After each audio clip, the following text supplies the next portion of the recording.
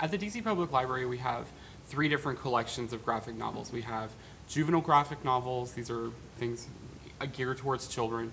We have a collection that's labeled GN, and while this doesn't say that it is young adult, it is a young adult-oriented graphic novel collection. And then we have a third collection that's entitled SWAGN on the call number labels, and that stands for Shelf with Adult. All of these collections have all of the different types of materials that I just talked about. They have comic strips and graphic novels and manga and superheroes.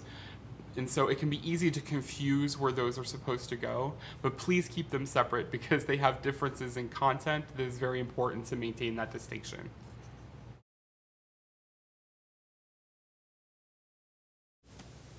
So the next thing that we're going to talk about are Juve graphic novels. These are novels intended for young readers, things like Baby Mouse, this one's in Spanish even, and Coraline by Neil Gaiman. Oftentimes these are stories that have very simple plots, simple words. They're easy to read because they're geared towards children, and oftentimes they have more pictures than text. Sometimes people ask, what's the difference between a picture book and a children's graphic novel? And the main difference is the fact that it uses this frame structure like you see over here on the side. This is a trait that you see in graphic novels way more so than you would ever see in a children's picture book. Children's picture books tend to have one large picture that covers the entire page.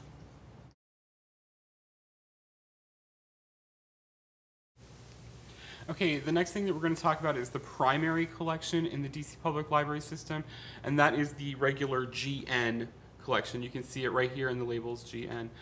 This is the young adult graphic novel collection. When we were first purchasing graphic novels for the DC Public Library, we were focusing on a teen collection. Juve and adult graphic novels came much later to the picture. So when we were building the collection, they were labeled GN.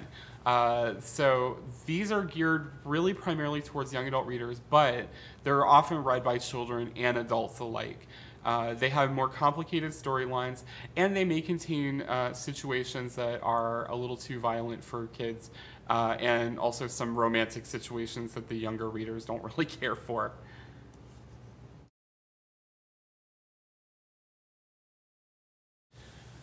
Okay, the final of the 3 main collections of graphic novels are the adult graphic novels. They're labeled SWA, that stands for Shelved with Adult. They're intended for mature audiences, and they may contain scenes of graphic violence, sexual situations, and strong language, but not always. So 30 Days of Night has a ton of violence and gore and blood and guts, but something like With the Light, Raising an Autistic Child, is primarily something that may not be appealing to teens.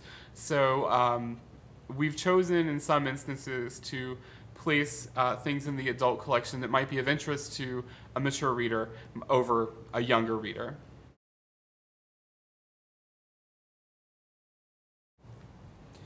Okay, so now I'm going to talk a little bit about customer behaviors. Oftentimes you'll find that people are looking for specific titles or specific characters. You don't really find too much in the way of author loyalty because comic books tend to be written by a broad base of people, at least in Western comics. Japanese comics tend to be written by one individual. But even still, in those cases, you'll find that people want to read Bleach or they'll want to read X-Men. It doesn't matter who wrote it. They'll be looking for their favorite title or their favorite character. They'll always be looking for the latest volume. They'll be looking for the hot storyline that they heard about from their friends. They'll be looking for like the hot new volume of Naruto, and you'll see that happen a lot. People will read through an entire series, everything that you have on the shelf. They will read right through the whole thing.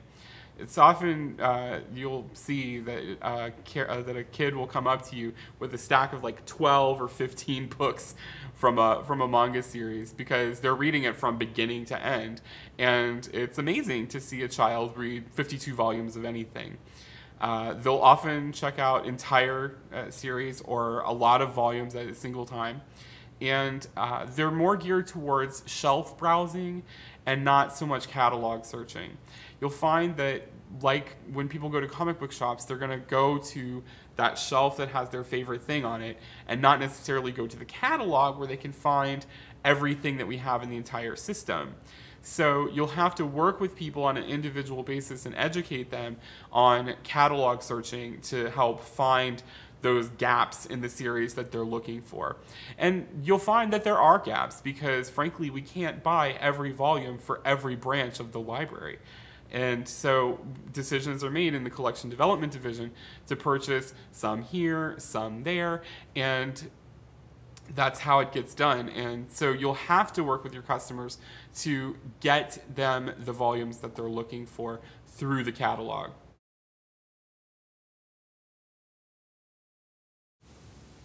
Okay, so the next few slides are all about recommended marketing strategies, and this comes from the comic book retail world.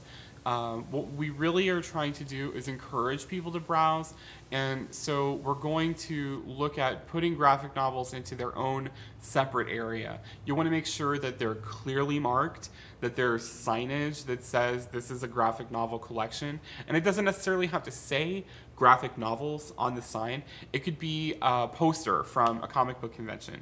It could be a great big hanging sign like we have in our teen room that has Naruto on it. That's the clue that people get.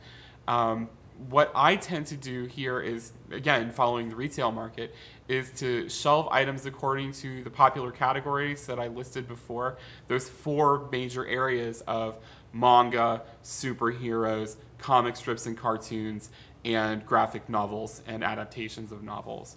I want to keep series together because, like I said, in Western comics, oftentimes these are written by a whole host of people, and it becomes really confusing for the reader to look over the entire span of everything to try and find X-Men Volume 1 and Volume 18 because they're written by 2 different people whose names are at 2 different ends of the alphabet. It's ridiculous to try and force the customer to come in and look that way.